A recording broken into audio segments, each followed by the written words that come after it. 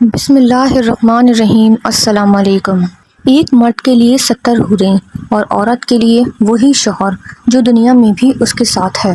یہ فقرہ آج کی اس ماڈرن دنیا کا ایک نعرہ بن چکا ہے جسے میڈیا کے ہر پلیٹ فارم پر اٹھایا جا رہا ہے، یہاں تک کہ اس موضوع پر باقاعدہ فلمیں بننے لگی ہیں۔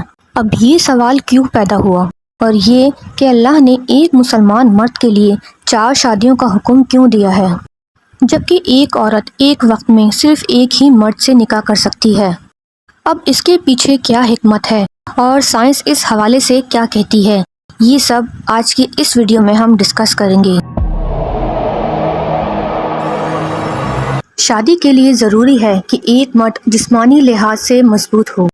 آدمی 4 شادیاں کرتا ہے تو اس کی ہر ایک بیوی کا یہ حق ہے کہ اس کا شوہر اس کو اچھا کھانا، اچھا گھر اور اچھے کپڑے فراہم کرے، اور جو شخص اس معاملے میں کوتاہی کرے گا وہ سزا کا مستحق ہوگا، جبکہ ایک عورت کے لیے ایسی کوئی شرط نہیں۔ اسلامی تعلیمات کا تقاضا ہے کہ بیوی کی صحت اور نگہداشت اور اس کے دوا اور علاج کا اہتمام کیا جائے۔ عورت اگر صاحب حیثیت خاندان سے تعلق رکھتی ہو تو فقہاء نے لکھا ہے کہ اس کے لیے ملازم کا انتظام بھی ہونا چاہیے۔ اگر ایک بیوی دوسری بیوی کے ساتھ نہیں رہنا چاہتی تو شوہر کی ذمہ داری ہے کہ اس کے لیے الگ گھر فراہم کیا جائے۔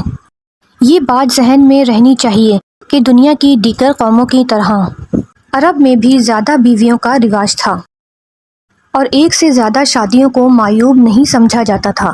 جنگ احد میں جب 70 مسلمان شہید ہو گئے تو مدینہ کی چھوٹی سی آبادی کے لیے یہ ایک بڑا واقعہ تھا۔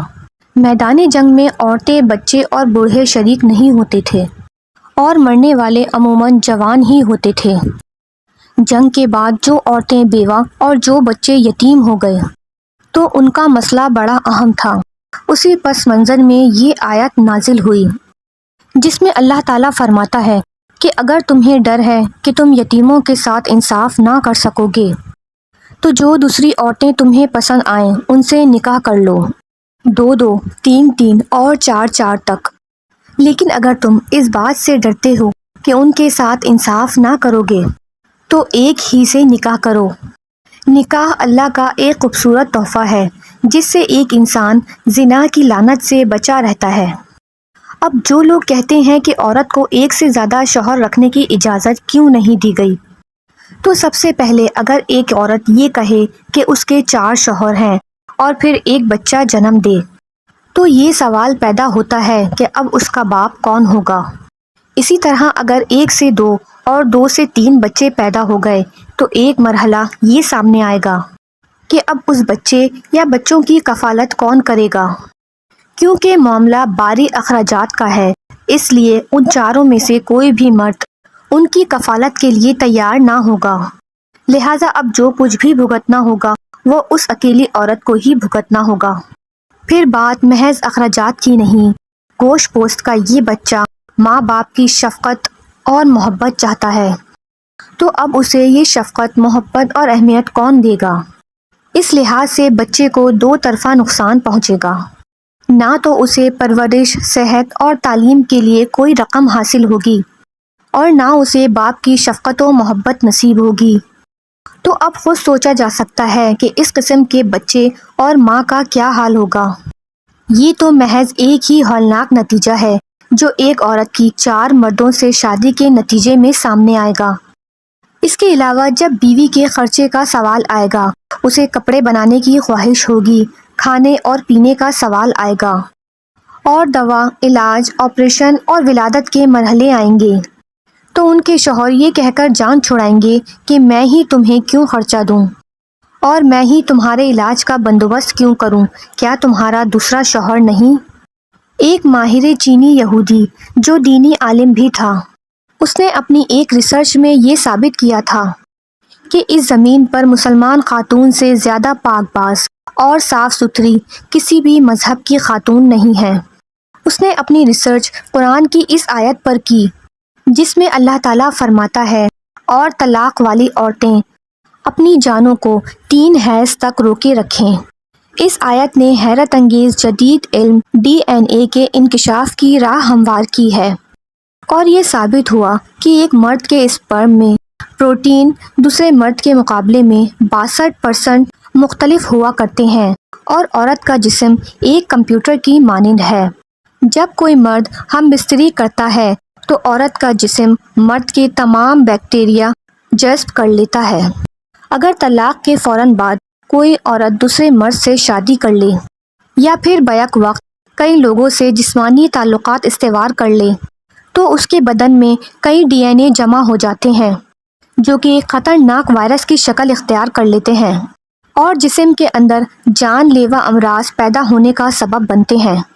سائنس نے پتہ لگایا کہ طلاق کے بعد ایک حیض گزرنے سے 32 سے 35% پروٹین ختم ہو جاتے ہیں، اور دوسرا حیض آنے سے 67 سے 72% تک DNA ظاہر ہو جاتے ہیں، اور تیسرے حیض آنے میں 99.9% تک خاتمہ ہو جاتا ہے، اور پھر رحم سابقہ DNA سے پاک ہو جاتا ہے اور بغیر کسی سائیڈ ایفیکٹ اور نقصان کے دوسرا DNA قبول کرنے کے لیے تیار ہو جاتا ہے۔ ایک طوائف مختلف مردوں سے تعلقات بناتی ہے جس کے سبب اس کے رحم میں مختلف مردوں کے اسپرم چلے جاتے ہیں اور جسم میں مختلف DNA جمع ہو جاتے ہیں، جس کے نتیجے میں وہ مہلک امراض کا شکار بن جاتی ہے۔